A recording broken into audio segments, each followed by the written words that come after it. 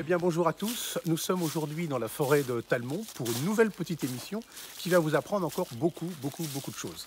Nous sommes avec deux personnes, des érudits de cette forêt de Talmont-Saint-Hilaire et plus précisément de Bourgenay, avec Marc Véron, ici présent, et Jacques Guichard, ici présent, qui nous parlera un peu plus tard dans d'autres émissions, également d'un sujet qui va intéresser beaucoup les enfants, à savoir les dinosaures. Marc, si vous voulez vous présenter, et présenter Jacques.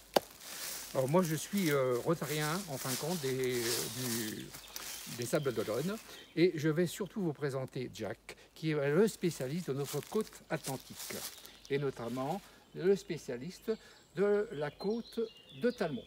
Alors nous sommes en forêt du Veillon, comme vient de dire Dominique, cette forêt qui a des essences un peu spéciales, notamment les chênes verts, qui sont spécifiques, n'est-ce pas Jacques, de cette contrée, cette région? Oui, absolument. Le chêne vert, on le trouve de Noirmoutier jusqu'ici, en fait. Et après, on n'en trouve plus sur le reste de la côte. Mais par contre, c'est une essence qu'on trouve en Provence. Et c'est un nom très particulier, puisque je crois, si mes souvenirs sont bons, que ça s'appelle les ieuses. Voilà, ça s'appelle les ieuses. C'est un chêne vert qui ne perd pas ses feuilles l'hiver. Voilà, c'est un petit peu la particularité. Il les perle en ce moment, vous voyez, une fois que les nouvelles feuilles sont formées. En fait. C'est pour ça qu'il reste tout le temps vert. Il y a d'autres essences en fin de compte dans la forêt. Oui, il y a quelques autres chênes, chêne Cécile, chêne pédonculé. Et puis, il y a des pins qui, eux, ont été plantés au début du XXe siècle. Là, c'est une forêt 100% naturelle. C'est-à-dire qu'a priori, elle n'a pas été plantée. Elle date de millions d'années. Si absolument. C'est les restes d'ailleurs d'une forêt de chêne vert qui était bien plus étendue et qui, il y a 20 000 ans, en fait, a été détruite par les glaciations. Et est resté ce petit lambeau de forêt au bord de notre côte, puisqu'on a le Gulf Stream qui remonte et qui vient en fait réchauffer le bord de côte, qui fait qu'on a un climat particulier. Alors c'est pas aussi chaud que la Provence, mais c'est aussi lumineux que la Provence, puisqu'on a le même nombre d'heures d'ensoleillement que la Provence. C'est ça la caractéristique.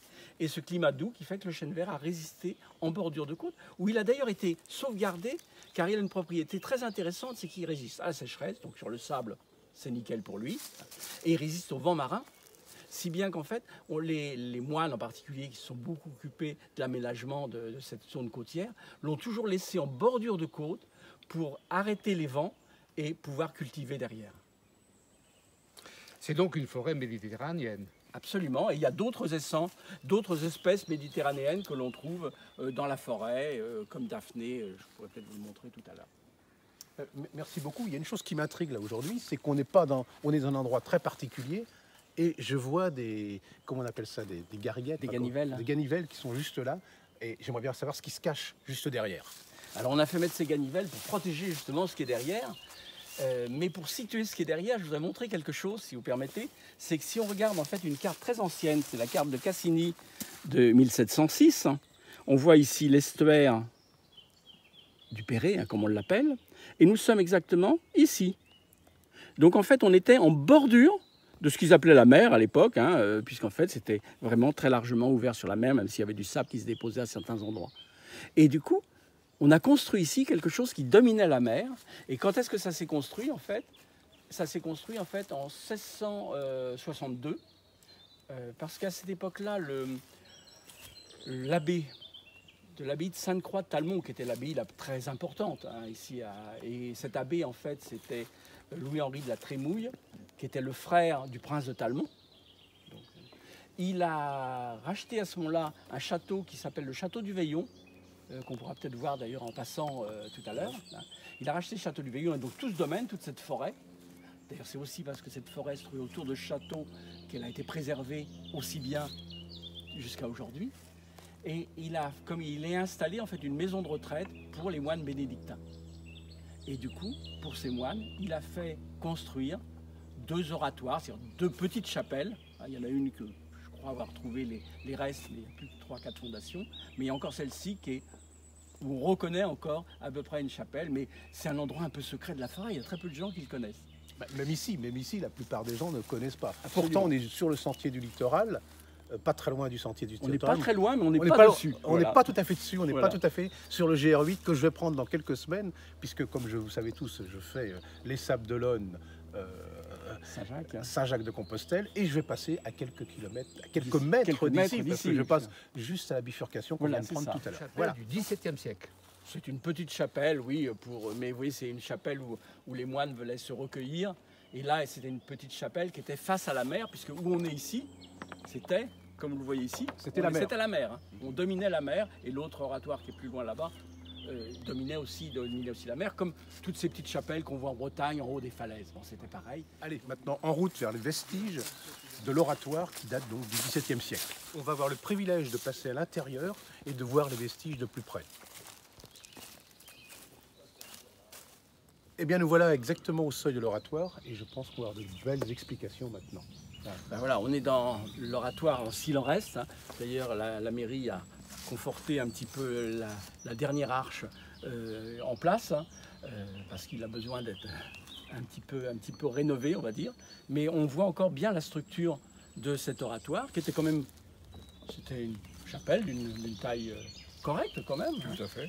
Et alors avec, en particulier derrière nous, ben, c'est 3 niches, enfin une grande niche et 2 petites niches latérales, on voit ici, qui étaient en fait couvertes à l'origine, en fait elles étaient tapissées de coquillages en fait, décorées de ok. coquillages, mais ils sont pour la plupart tombés, mais en fait c'était que des coquillages sur le long. On a une gravure du siècle dernier qui le montre, et ces coquillages en fait tapissaient. Il y avait probablement, il y a peut-être une statue dans chacune des On voit encore les traces de ces coquillages. Oui, on voit quelques-unes, mais bon. Et est-ce que c'était les coquillages qu'on trouve actuellement Oui, oui. ici? Ça avait été construit vraiment avec de la pierre qu'on trouve ici, et en particulier qu'on trouve sur le chenal, en face, dans un lieu dit qui s'appelle les Grottes, et dans lequel c'est une carrière de pierre en fait, qui a servi à la fois pour le château de Talmont, mais aussi justement pour des constructions Alors, comme là, il y a celle-ci. une petite question qui me vient à l'idée, parce qu'on est dans un oratoire, on est avec des moines, Oui.